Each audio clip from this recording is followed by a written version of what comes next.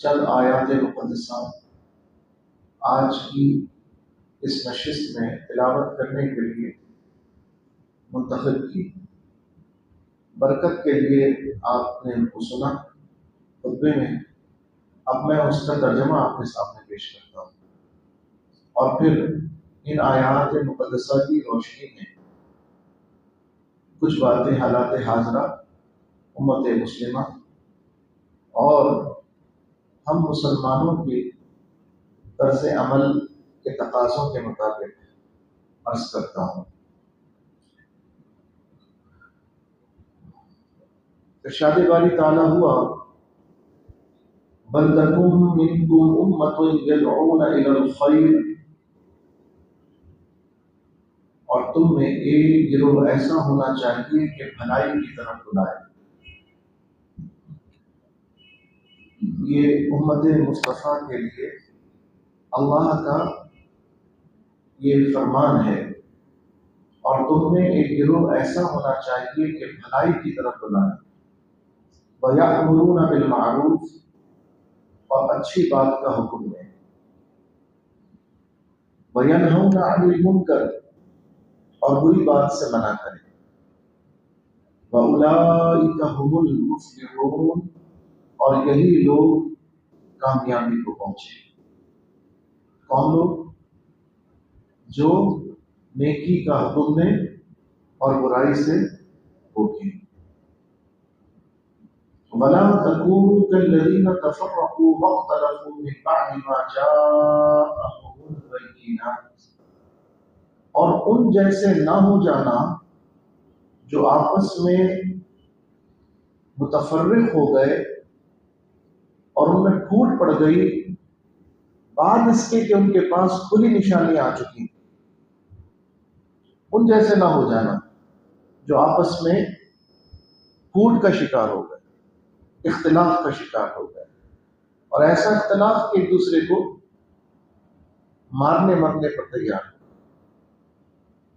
اگرچہ کہ جانتے ہیں کہ نشانی روشن ہمارے پاس موجود ہے۔ وَأُولَئِكَ لَهُمْ عَذَابٌ عَظِيمٌ۔ اب یہ اتنی بیان کی تسلسل اور روانی ہے کہ آپ اس ترجمہ اس کا خود سمجھ پا رہے ہوں گے۔ وَأُولَئِكَ لَهُمْ عَذَابٌ عَظِيمٌ، رب نے فرمایا ان کے لیے بڑا دردناک عذاب ہے۔ کن کے لیے؟ جو روشن نشانیاں ہوتے ہوئے بھی پھوٹ میں پڑ گئے، اختلاف میں پڑ گئے، لڑائی میں لگ گئے، جھگڑے میں لگ گئے۔ اب اللہ فرماتا ہے یوم تبیض وجوہ وتسود وجوہ،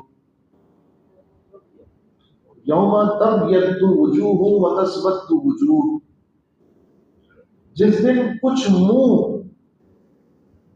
روشن ہوں گے اور کچھ منہ کالے، جس دن کچھ منہ روشن ہوں گے اجالے اور کچھ منہ ہوں گے کالے۔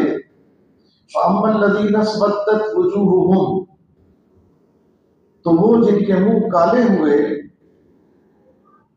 أَكَفَرْتُمْ بَعْدَ إِيمَانِكُمْ فَذُوقُوا الْعَذَابَ بِمَا كُنتُمْ تَكْفُرُونَ، کیا تم ایمان لا کر کافر ہوئے تو اب عذاب چکھو اپنے کفر کا۔ یعنی جانتے بوجھتے جو ایمان سے پھر گیا ان کے منہ کالے ہو جائیں گے، اور جب منہ کالے لے کر وہ آئیں گے تو ان سے کہا جائے گا کیا تم سب کچھ جان کر بھی ایمان سے پھر گئے؟ اکفرتم، کیا تم نے کفر کر لیا؟ بعد ایمانکم، حالانکہ تمہیں اللہ نے اپنے فضل سے ایمان دیا تھا۔ ہم پیدا مسلمان ہوئے لیکن اپنے کرتوتوں سے کافر ہو جاتے ہیں، ہم اپنے قول سے کافر ہو جاتے ہیں، ہم اپنی انڈرسٹینڈنگ سے کافر ہو جاتے ہیں۔ ایک بی بی کہنے لگی کہ جتنے یہ مرنے والے ہیں سب میرے نزدیک تو صحابی ہیں۔ یہ 2 دن پہلے جنہوں نے بلوہ کیا، ہنگامہ آرائی کی، اور وہ اس میں جانوں سے گئے، تو وہ کہتی ہے مجھ پہ جو فتویٰ لگا مجھے نہیں ڈر ہے. تمہیں ڈر آج نہیں ہے، ڈر تو اس دن ہوگا. ابھی تو سانس ہے نا تو یہ بدماشی ہے، کیونکہ یہاں پکڑ نہیں ہے، یہاں ڈھیل ہے، یہاں مہلت ہے، یہاں حساب نہیں ہے. یہ یوم حساب نہیں ہے دنیا، یہ یوم جزا نہیں، یہ عالم جزا نہیں ہے. یہ تو عالم ہے اپنے بونے کا. یہاں کھیتی بو یا دانا لگاؤ، یہاں پہ دانا لگاؤ ادھر نکلے گی کھیتی، وہاں کاٹو گے اس کا. تو اس خبیثہ کو مرنے والے اس دور کے صحابی نظر آئے، جو ایک بنائے ہوئے دنیاوی بت کے پیچھے مر رہے تھے.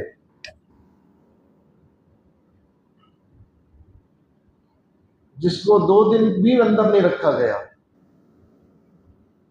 اور اس کو مہمان بنا دیا گیا.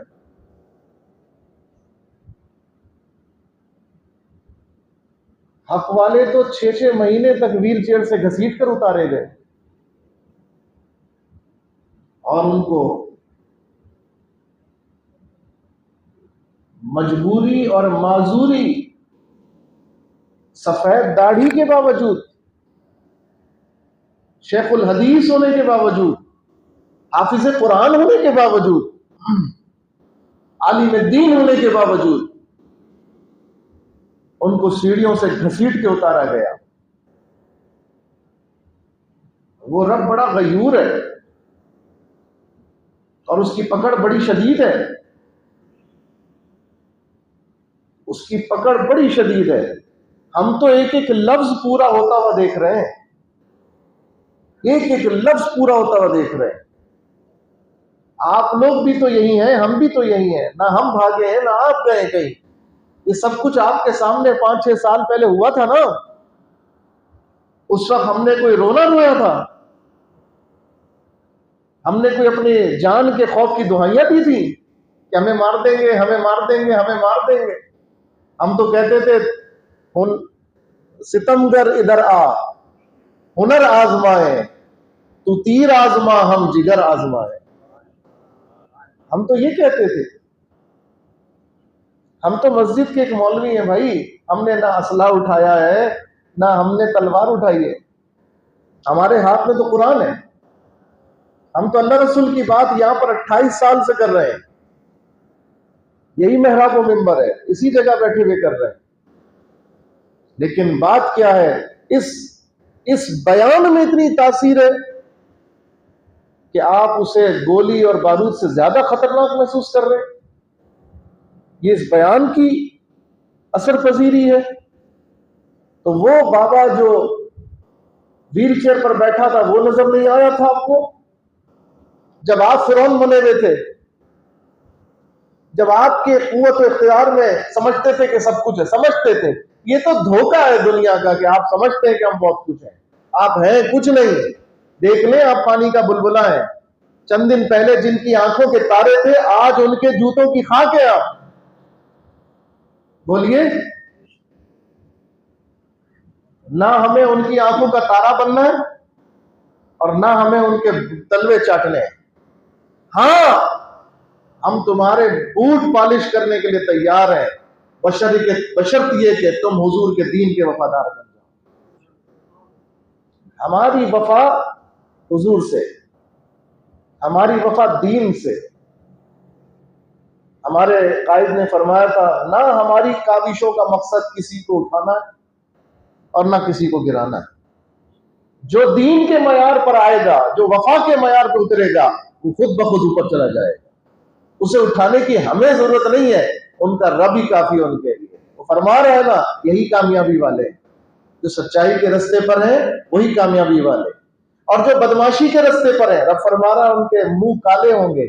جب وہ کالے منہ لے کر آئیں گے کہ آج تم تسبیح ہاتھ میں لے کر اور دین کا ٹچ لگا کر تقریر میں دنیا کو پاگل بناتے تھے، بیوقوف بناتے تھے. کل تحریک لبیک کے علماء، عوام اور دیندار طبقے کے اوپر تم نے 4th شیڈول لگا دیا کہ بیچارے احرام کی حالت میں امیگریشن کاؤنٹر سے واپس کر دیے گئے، جناب آپ اللہ کے گھر جا نہیں سکتے کیونکہ آپ بہت بڑے بدماش ہیں۔ 4th شیڈول لگا ہوا آپ کے اوپر، لگا ان سب کے اوپر۔ انہوں نے تو فوج کے ادارے کو آگ لگا دی، ہم نے کیا کیا تھا؟ ہم تو آج بھی کہتے ہیں فوج ہو، عدلیہ ہو، کوئی بھی ہو، جو وفادار ہے ہم اس کے ساتھ ہیں۔ کس کا وفادار؟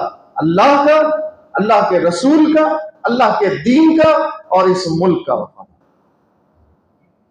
جو اللہ رسول، دین اسلام اور اس ملک کے وفادار ہیں، ہم ان کے وفادار ہیں۔ نبی کا جو غلام ہے ہمارا وہ امام ہے۔ بس اپنا تو طریقہ یہ ہے، وہ آپ کہیں بھی ہو، آپ ایک ٹھیے پر رزق حلال کمانے والے کیوں نہ ہو،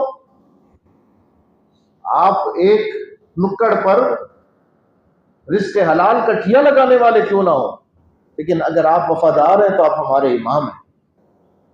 اور آپ اتنے پھول سجا کر بھی آ جائیں گے تو ہماری نظروں میں کچھ بھی نہیں ہے اگر آپ وفادار نہیں ہیں۔ ہمارے قائد نے کہا تھا تم حضور علیہ السلام کے عاشق سے وفا کرو، میں شیخ الحدیث ہو کر بھی اپنی داڑھی سے تمہارے بوٹ پالش کروں گا۔ تم حضور کے غلام سے وفا کرو۔ آپ لوگ یہ دل پہ ہاتھ رکھ کے بتائیں، کیا یہ موقف آپ نے کبھی بدلتے دیکھا ہے؟ اس محراب و منبر سے اس کے خلاف کبھی آپ نے بدلتے کبھی دیکھا ہے کہ 5 سال پہلے زمان صاحب کا موقف یہ تھا، 5 سال کے بعد یہ ہو گیا؟ دیکھا آپ نے؟ جو بات 5 سال پہلے تھی، جو بات دہشت گردی کے مقدمات قائم ہونے سے پہلے تھی، وہ دہشت گردی کے مقدمات قائم ہونے کے بعد بھی تھی، وہ آج بھی ہے۔ ہم اسی جگہ موجود ہیں جو فرعون بنے تھے، ان کی کرسیاں چھن گئی ان سے۔ ہم تو الحمدللہ حضور کے خدام کی اس نیابت کے منصب کے اوپر آج بھی بیٹھے ہوئے الحمدللہ۔ اپنا ضمیر بھی مطمئن ہے، اپنا دل بھی مطمئن ہے۔ ہمیں رات کو کم از کم نیند تو چین سے آتی ہے الحمدللہ۔ اس کو تو خوف سے وہ باتھ روم نہیں جا رہا تھا، 24 گھنٹے سے وہ باتھ روم نہیں گیا، یہ مجھے مسعود چپڑاسی کی طرح مار دیں گے۔ اس کو موت کا خوف ہے، اس کو جان کا خوف ہے، وہ مرنے سے ڈرتا ہے۔ اور سیدنا خالد بن ولید نے تو فرمایا موت تو ہماری محافظ ہے۔ آپ نے کافروں سے کہا تھا نا، جتنا تمہارے نزدیک عورت اور شراب اور زندگی پیاری ہے، اتنا ہی ہمارے نزدیک موت پیاری ہے۔ ہم بھول گئے ہمارا اسلاف کا، ہمارا ورثہ تھا، ہم بھول گئے، تبھی تو آج ہم چوہوں کی طرح بیٹھے ہوئے، جو چاہتا ہے کہ مارنا پیٹنا شروع کر دیتا ہے، جو چاہتا آ کر ہاتھ اٹھا لیتا ہے۔ آپ غیرت مند بن جائیں، چند کو قربانی دینی پڑے گی، باقی قوم کے پر کوئی ہاتھ تو لگا کے دیکھے، لیکن چند کو اٹھنا پڑے گا۔ ان چند میں علامہ خادم حسین رضوی جیسے لوگ آتے ہیں جو جگا کر جاتے ہیں۔ قرآن کہتا ہے ان کے منہ کالے ہوں گے جب آئیں گے، جن کو پتہ ہی نہیں کہ صحابی کس کو کہتے ہیں، جو دنیا کی محبت میں، ناچ گانے والوں کی محبت میں مرنے کے اوپر کہتے ہیں کہ یہ صحابی ہیں اس دور کے۔ لعنت ہے ایسی سوچ کے اوپر۔ ہمیں نہ اس عورت سے ذاتی دشمنی ہے، ہمیں تو افسوس ہے کہ ان جیسے لیڈروں نے یہ عقلوں کو کس نہج تک پہنچا دیا، پستی کے کس درجے تک پہنچا دیا۔ الطاف حسین کا دور ہوا، کروٹن کے پتے کے اوپر تصویر آنے لگی، چھبئی تصویر آ گئی اور پینٹ کوٹ کے اندر آئی ہے۔ اللہ کو پینٹ کوٹ کی تصویر پسند ہے، کروٹن کے پتے پر۔ آپ لوگ بھول گئے، شاید آپ لوگوں کا حافظہ کمزور ہے، میرا حافظہ کمزور نہیں ہے۔ مسجد عثمان غنی لیاقت آباد کی، اس کے پتھر پہ الطاف حسین کی تصویر ابھر آئی ہے۔ عمرہ کرنے گئے حضرت تو طواف کے دوران لوگ حضرت کے چہرے کا دیدار کر رہے تھے۔ لعنت تو ایسے چہرے کے اوپر کہ جو مرزائیوں کو اپنا ماں باپ بولے، جو بولے اگر مجھے اللہ توفیق دے، اگر مجھے اختیار ملے تو میں ایک ایسا بڑا حصہ زمین کا ایسا بناؤں جس میں ایک طرف چرچ ہو، ایک طرف گردوارہ ہو، ایک طرف مندر ہو، ایک طرف مسجد ہو، اور ایک طرف قادیانیوں کی عبادت گاہ ہو۔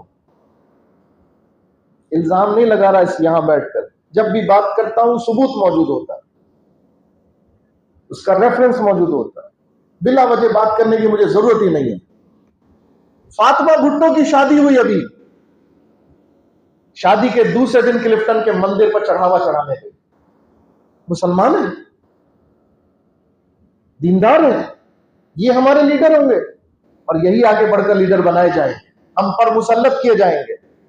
آئندہ کی وزیر اعظم ملالہ ہوگی، آئندہ کا وزیر اعظم بلاول ہوگا، یہ ہم پر باہر سے امپورٹڈ مسلط کیے جا رہے ہیں۔ یہ قوم جب تک خود نہیں بدلے گی اپنی سوچ کو، کوئی بدل نہیں سکے گا۔ قرآن تو کھول کھول کے بتا رہا، ہم نشانی بتاتے جا رہے ہیں، دیکھو قرآن رہنمائی کر۔ ہمیں کسی سے ذاتی لڑائی نہیں ہے بھائی، کسی سے نہیں ہے۔ آج توبہ کر لیں، ہمارا اعتراض ختم ہوگا۔ آج سچے بن جائیں، ہمارا اعتراض ختم۔ ہماری لڑائی ذاتی ہے ہی نہیں، مال کی ہے ہی نہیں کہ بلاول کو وزیر خارجہ بنا دیا، مجھے کیوں نہیں بنایا۔ یہ جھگڑا ہی نہیں ہے، یہ جھگڑا ہی نہیں ہے، نہ طلب ہے نہ جھگڑا ہے۔ جب اسلام آباد میں، فیض آباد میں بیٹھے تھے نا، تو بہت کچھ لے سکتے تھے، لیکن الحمدللہ ہم نے صرف دین لیا، دنیا نہیں لی۔ ہم نے دین مانگا، ہمارے نبی کی عزت و ناموس کا قانون بحال کر دو، ہم واپس چلے جائیں، ہمیں کچھ نہیں چاہیے تم سے۔ فضل الرحمان گیا، تخت کے لیے گیا، اسلام آباد کے لیے گیا، لیکن خادم حسین رضوی نکلا تو اسلام کے لیے، اسلام کی بات کے لیے گیا۔ اور کتنی سختیاں، کتنی مشکلیں، کتنے مسائل جھیلے، اور آج ایک خبیث ذہن اٹھ کر یہ بولے۔ اس عورت پر تو مجھے ترس آتا ہے، لیکن اس کا ذہن کی پستی بتا رہا ہوں کہ جو ان مرنے والوں کو یا ان لوگوں کو حضور علیہ السلام کے صحابہ سے مشابہ کر رہی ہے۔ کہاں صحابی اور کہاں یہ؟ تو یہ کالے منہ لے کر آئیں گے، اور ان سے کہا جائے گا کہ ہم نے تمہیں ایمان دیا، تم نے قدر نہیں کی اور کفر قبول کر لیا، ان کی محبت میں چلے گئے، دنیا کی اللہ رسول کو بھلا دیا، اور بدماشی اتنی کہ کہتے ہیں ہم ڈرتے نہیں ہیں کسی کے فتوے سے۔ تو ہم کب کہہ رہے ہیں کہ تم ڈرتے ہو؟ تم تو بدماش ہو۔ تمہارے لیے تو سرکار علیہ الصلوۃ والسلام نے پہلے ہی فرما دیا، بے حیا جو ہو جائے، جو چاہے کرے، اسے کوئی حیا ہی نہیں، شرم ہی نہیں۔ جو بے حیا ہو جائے، جو جی چاہے کرے۔ پھر رب نے فرمایا وَأَمَّا الَّذِينَ ابْيَضَّتْ وُجُوهُهُمْ فَفِي رَحْمَةِ اللَّهِ، اور وہ جن کے منہ روشن اجالے ہوں گے، جن کے منہ روشن اجالے ہوں گے، وہ اللہ کی رحمت میں ہے۔ ہم فیہا خالدون، اور وہ اس کی رحمت میں ہمیشہ رہیں، اس کی رحمت میں ہمیشہ رہیں۔ تلک آیات اللہ نتلوہا علیک بالحق، یہ اللہ کی آیتیں ہیں کہ ہم ٹھیک ٹھیک تم پر پڑھتے ہیں۔ وَمَا اللَّهُ يُرِيدُ ظُلْمًا لِلْعَالَمِينَ، اور اللہ دنیا والوں پر ظلم کرنا نہیں چاہتا۔ وَلِلَّهِ مَا فِي السَّمَاوَاتِ وَمَا فِي الْأَرْضِ، اور اللہ ہی کا ہے جو کچھ آسمانوں میں ہے، جو کچھ زمین۔ وَإِلَى اللَّهِ تُرْجَعُ الْأُمُورُ، اور اللہ ہی کی طرف سب کاموں کو رجوع ہے، سب چیزوں کے پلٹنا اللہ ہی کی طرف ہے۔ اب رب کریم نے آپ اور ہم سے خطاب فرمایا، خطاب تو وہ ہم سے ہی کر رہا ہے، لیکن اب خصوصیت کے ساتھ میرا تمہارا تذکرہ ہو رہا ہے، خصوصیت کے ساتھ سنو، اور اپنے کانوں کو توجہ کے ساتھ، اپنے دماغ کو حاضر کر کے، اپنے دل کو اس کی محبت میں لگا کے سنو اس کا کلام۔ فرماتا ہے کنتم خیر امۃ اخرجت للناس، اے میرے محبوب کے غلاموں، ہم نے ساری دنیا کے گروہوں میں جتنے انسان بنائے، تمہیں سب سے بہترین بنایا۔ دیکھو اللہ تعالیٰ ہم سے کلام فرما رہا، ہماری تعریف فرما رہا، لیکن تعریف کو مشروط کیا ہے، غیر مشروط تعریف نہیں ہے۔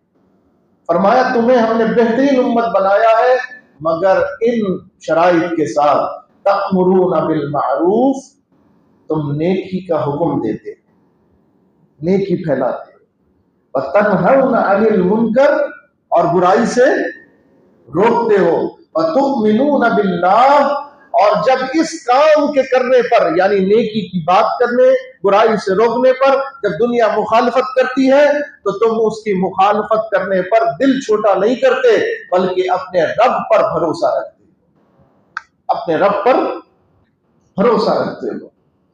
وَلَوْ آمَنَ أَهْلُ الْكِتَابِ لَكَانَ خَيْرًا لَهُمْ، اور اگر کتابی ایمان لاتے تو ان کا بھلا تھا، یعنی یہود و نصارہ اگر ایمان لے آتے تو ان کا بھلا تھا۔ منہم المؤمنون واکثرهم الفاسقون، ان میں سے کچھ مسلمان ضرور ہیں مگر اکثر اس میں فاسق ہیں۔ کچھ ہیں، عبداللہ ابن سلام بھی تھے، انہی میں تھے، حبر الامہ عبداللہ ابن سلام یہودی تھے، پہلے آئے حضور کی بارگاہ میں، کہا حضور آپ پر جو نازل ہوا ہے وہ سنا دیجیے۔ اسی طرح کے مفہوماً کچھ گفتگو ہوئی، سرکار علیہ السلام نے قرآن کریم کی تلاوت کی، جب قرآن پڑھا اور جب ہدایت کی بات فرمائی، آپ نے دوسرا لمحہ نہیں لگایا، فوراً اپنا ہاتھ حضور کے ہاتھ میں لے لیا، کہا ہماری کتاب میں یہی لکھا تھا، جو اللہ کا آخری نبی ہے اس میں یہی کلام ہوگا، یہی شان ہوگی، یہی نشانی ہوگی۔ سرکار آپ کی نشانیاں ایسی روشن ہیں جیسے سورج چمک رہا۔ اللہ نے فرمایا منہم المؤمنون، کچھ ہیں جو اس میں ایمان والے ہیں، جو اللہ سے ڈرتے ہیں، دیر نہیں لگاتے اللہ کے رسول کو پہچاننے میں، واکثرهم الفاسقون، اور اکثر ان میں نہ ماننے والے ہیں۔ اللہ اکبر۔ عزیزان محترم، اگر آپ قرآن کے اس بیانیے کو پڑھنا شروع کریں، کیا لگ نہیں رہا کہ آج کے دور کی اللہ تعالیٰ رہنمائی فرما رہا اور ہمیں ہمارے اصل جو یہ ٹائٹل ہے اس کی طرف توجہ دلا رہا کہ تمہیں ہم نے کیوں بنایا؟ تم اپنا بننا، اپنی قدر ہی نہیں جانتے۔ تم جانو تو صحیح کہ تمہیں تمہارے رب نے کس شان سے پیدا کیا، تمہارے رب نے تمہارے لیے کیا کچھ بنایا۔ اگلی امتیں 80 سال عبادت کر کے جو ثواب حاصل کریں، ہم نے محبوب کے چہرے کے صدقے ایک رات میں تمہیں وہ ثواب عطا کر دیا۔ تم جان ہی نہیں رہے کہ تمہاری قدر کیا ہے۔ اپنی قدر تو پہچانو۔ آپ ہیرے کو لے کر کسی جگہ بھی دکان میں، کاروبار میں، سبزی والے کے پاس، پھل والے کے پاس، لکڑی والے کے پاس، کسی اور تجارت کرنے والے کے پاس، آٹے والے کے پاس، کہیں بھی چلے جائیں، کیا دام لگا سکے گا اس کا؟ کون لگائے گا دام اس کا؟ جب جوہری کے پاس لے کے جائیں گے، جب سونار کے پاس لے کے جائیں گے، جو موتیوں کی قدر جانتا ہوگا وہ کہے گا نا کہ اس کی قدر کتنی ہے۔ پہلے قدر کا تو اپنے تعین کرو، پہلے اپنے آپ کو ایویلویٹ تو کرو، پہلے اپنی قدر تو پہچانو۔ وہ قدر کیا ہے؟ رب نے فرمایا ہم نے جتنے بھی دنیا میں انسان بنائے ہیں، محبوب کی امت کو سب انسانوں پہ بہترین بنا دیا۔ لیکن وہ بہترین کیوں کہلائے؟ وہ بہترین کیوں ہے؟ فرمایا اس کی وجہ یہ ہے کہ یہ ہر حال میں نیکی کا پرچار کرتے، برائی سے روکتے، اور جب اس بات کے کہنے پر ان کے ساتھ ظلم برتا جاتا ہے، ان کے ساتھ مخالفت برتی جاتی ہے، جب ان کے ساتھ برائی کی جاتی ہے، جب ان کو روکا جاتا ہے، جب ان کے ساتھ تنگی برتی جاتی ہے، تو یہ اپنے رب کے اوپر بھروسہ رکھتے، یہ اپنے رب کے اوپر یقین سے نہیں پھرتے، چاہے کچھ بھی ہو جائے انہیں اپنے رب پر بھروسہ ہے۔ یہ جیے تب بھی کامیاب ہیں، یہ مر جائیں تب بھی کامیاب، انہیں موت کا خوف نہیں ہوتا۔ حضور علیہ الصلوۃ والسلام کا خط لے کر پہنچے ایک صحابی جھوٹے نبی ہونے کے دعوے دار کے پاس، مسلمہ کے پاس. اس خبیث نے نہایت سختی کا مظاہرہ کیا، معلوم تھا کہ ایسا ہوگا. اور حضور علیہ الصلوۃ والسلام مدینہ پاک میں جب یہ خط لکھوا رہے تھے تو یہ صحابی حضرت زید رضی اللہ تعالی عنہ یہ کھجوریں جمع کر کے جیب میں کھجوریں رکھ کے اور منہ میں کھجور کھا رہے تھے. یہ بھی آگے کہ حضور علیہ السلام تشریف فرمائے، صحابہ تو منہ میں کھجور بھری تھی. حضور نے خط لکھوا لیا تھا اور یہ فرمایا کہ مسلمہ کو یہ خط میری طرف سے کون جا کر دے گا. ابھی صرف حضور نے یہ فرمایا، انہوں نے ان کے منہ میں کھجور بھری ہوئی تھی، اور جب منہ بھرا ہو تو کوئی بات کہتے ہیں تو منہ میں جو چیز ہوتی ہے وہ بھی منہ سے نکل آتی ہے، وہ بھی منہ سے نکل. آپ نے اتنی تیزی سے سرعت سے لبیک کہا، یا رسول اللہ میں حاضر ہوں، لبیک یا رسول اللہ. جب آپ نے یہ کہا تو آپ کے منہ سے کھجور نکل کے صحابہ جو بیٹھے تھے ان کے اوپر پڑی. صحابہ میں سے کچھ نے کہا بھائی پہلے کھا لیتے پھر کہہ دیتے. آپ نے فرمایا مجھے یہ بھی گوارا نہیں تھا کہ کوئی مجھ سے پہلے لبیک کہہ دے. میں سرکار کے فرمان پر عمل کرنے میں دیر گوارا نہیں کر رہا. دل نے کہا فوراً لبیک کہہ دو، لبیک کہہ دیا. حضور علیہ السلام نے ان کو خط دے دیا، کہا جاؤ مسلمہ کو میرا خط پہنچا دو. حضور کی حیات مقدسہ میں مسلمہ نے نبوت کا دعویٰ کر دیا. تو حضور علیہ السلام نے اس کے نبوت کے دعوے کو رد کر کے اس کو تنبیہ کا خط لکھا. اور جب پہنچانے کی باری آئی، بتاؤ یہ آسان راستہ تھا؟ پتا تھا نا کہ اس کے نتیجے میں کیا ہوگا؟ موت. سب کو پتا تھا، حضرت زید کو بھی اندازہ تھا، سب کو اندازہ تھا. لیکن سبحان اللہ، محبوب پر فدا ہونے میں کوئی بازی لے جائے انہیں یہ بھی گوارا نہ تھا. فوراً برجستہ کہا لبیک یا رسول اللہ. یار منہ پہ چڑھا لو لبیک یا رسول اللہ. یہ صحابہ کی عادت ہے کہ صحابہ سرکار کے فرمان پر عمل کرنے میں تاخیر نہیں کرتے. جیسے ہی فرمان سنا فوراً کہا لبیک و سعدیک یا رسول اللہ. یا رسول اللہ میں حاضر. حضرت زید نے خط لیا، باہر سے چونکہ معاملہ ہو گیا تو گھر جا کے بتاتے. آپ نے کہا نہیں، تاخیر نہیں ہونی چاہیے. گھر والوں کو پیغام کہلوا دیا، گھر کا راستہ نہ لیا، سیدھا مسلمہ کے راستے پر، یمامہ، مدینہ پاک سے ریاض کے راستے پر یمامہ ہے. وہاں صحابہ کرام کے مزارات آج بھی موجود ہیں. جب راستے میں گئے اس کے پاس پہنچے، کیا شان تھی.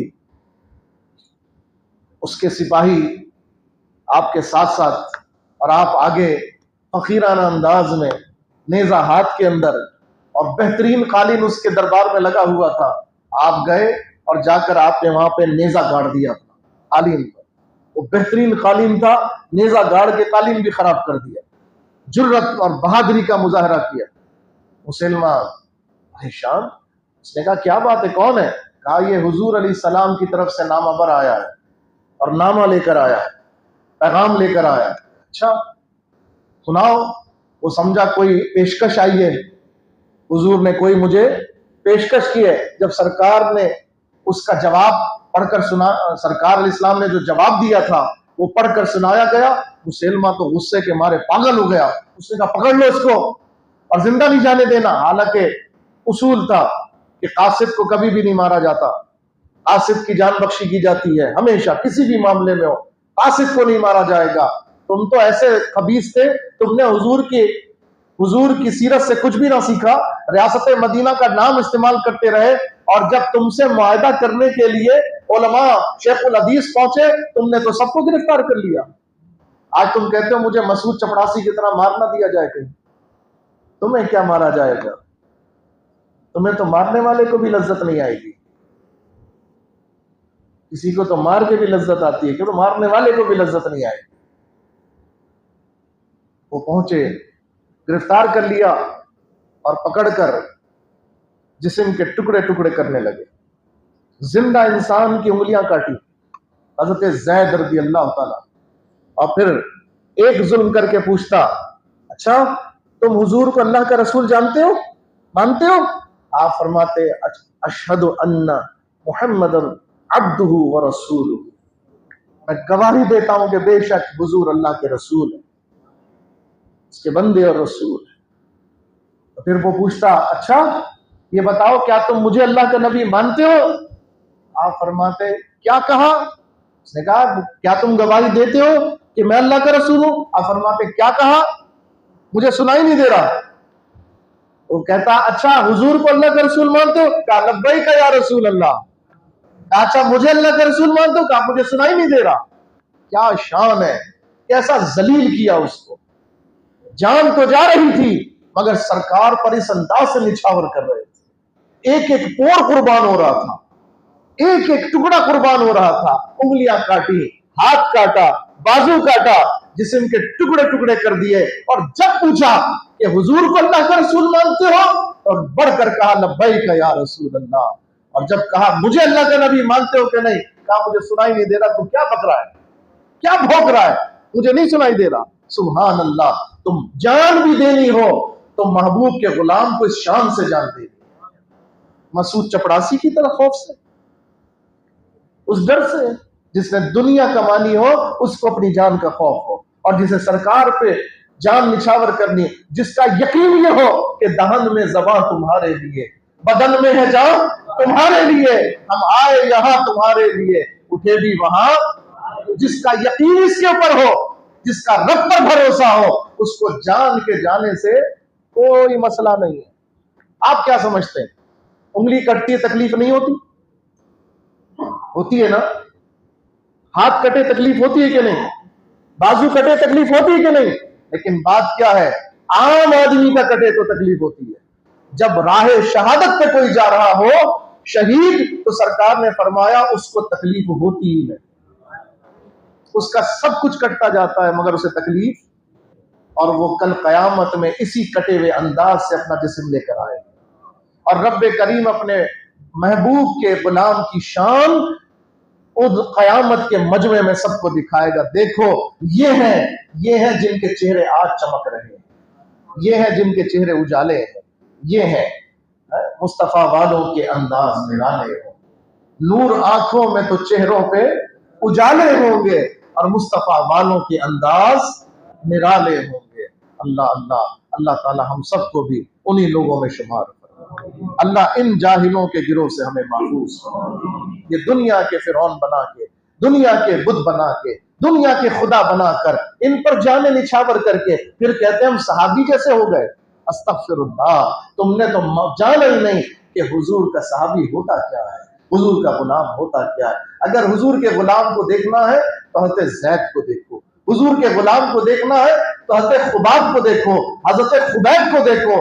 اگر حضور کے غلام کو، اچھا 1400 سال پہلے کتابی غلام نہیں، اس دور کا حاضر غلام، اگر حضور کے غلام کو دیکھنا ہے تو ممتاز قادری کو دیکھو۔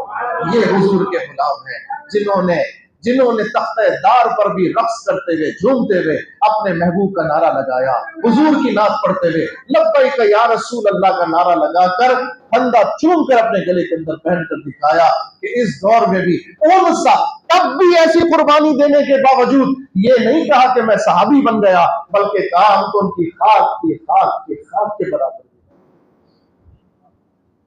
ذرے اس خاک کے تابندہ ستارے ہوں گے جس جگہ آپ نے نالین اتارے۔ لبیک یا رسول اللہ، تاجدار ختم نبوت، من سب نبیا لبیک لبیک لبیک یا رسول اللہ، لبیک لبیک لبیک یا رسول اللہ، لبیک لبیک